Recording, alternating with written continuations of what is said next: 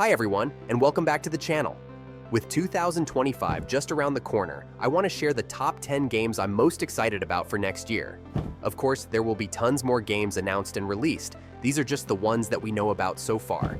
This is based on my personal opinion, and doesn't mean I'm saying these will be the best games of the year. Let's get into it, and let me know in the comments what your most exciting games of 2025 are. First up is Fable.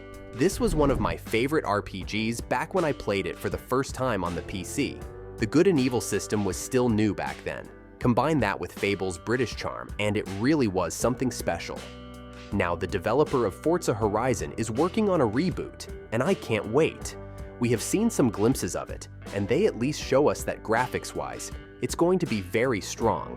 Besides that, we know very little so far, but still, it's Fable, and it's finally coming. So it had to be on this list. Next is Orcs Must Die Death Trap. Orcs Must Die is one of my favorite game series of all time. It's a very strong tower defense game series that doesn't take itself too seriously. Death Trap goes in a bit of a different direction. The tower defense element still seems very strong.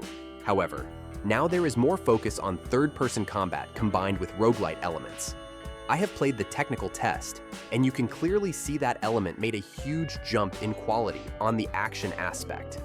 I'm still a bit hesitant because it's a series close to my heart and they are making some big changes, but it's Orcs Must Die. I played part 3 for at least 1,000 hours, so this one had to be on the list. Avowed is another big one to watch.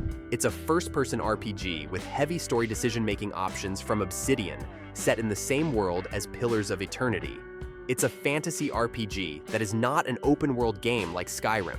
Instead, it's set in semi-open zones.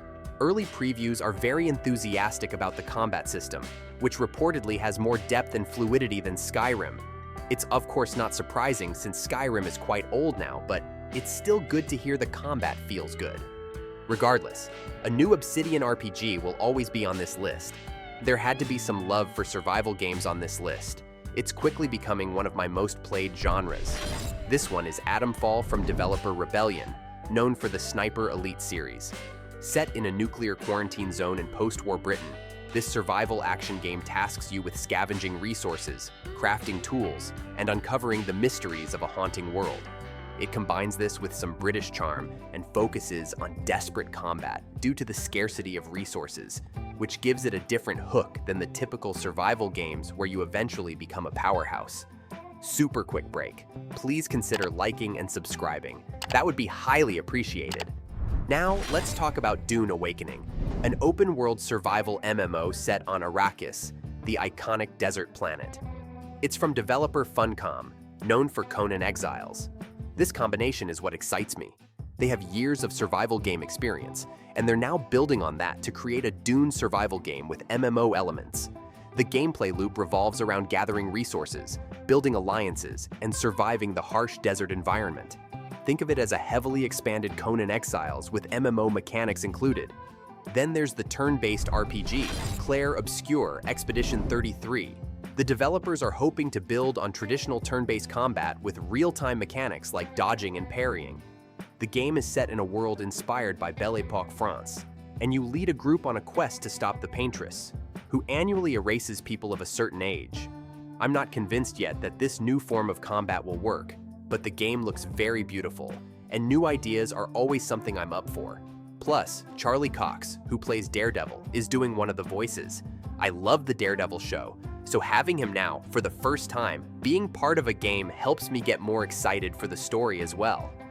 Of course, I'm looking forward to Monster Hunter Wilds. I played Monster Hunter World for over 100 hours, so I can't wait to dive back into a new one. Monster Hunter Wilds promises to build upon World. The gameplay loop is familiar: hunt monsters, gather resources, and craft better gear.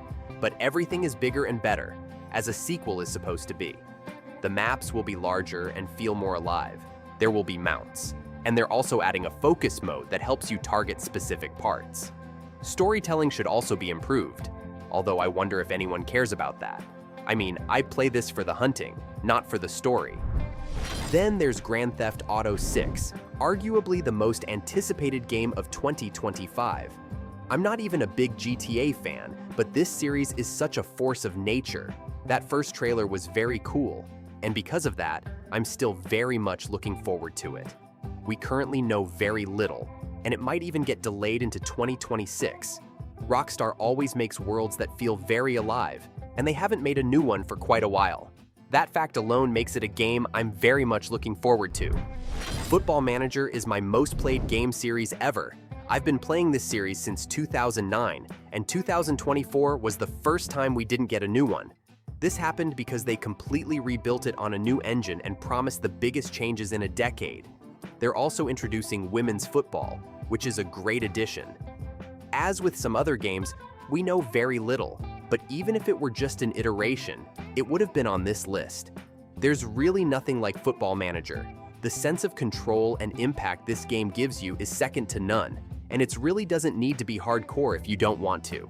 I can't wait to see what they've done with this new version. Finally, there's Crimson Desert, an open-world action RPG from the developer of Black Desert Online. The gameplay loop includes exploring the lands of Pewol, engaging in intense combat, and completing quests. What sets this apart is the level of interactivity. You can destroy environments, climb buildings, and use a grappling hook to move through the world dynamically. Expect the fluid combat of Black Desert Online pushed to a new level of quality that fits with a single-player RPG. For anyone who likes open-world fantasy RPGs, this is one you must put on your list. And that's my list of the 10 games I'm most excited about for 2025. Let me know in the comments which games you're looking forward to, and if I missed any big ones, don't hesitate to share. If you enjoyed this video, please like and subscribe for more gaming content. Thanks for watching, and I'll see you next time.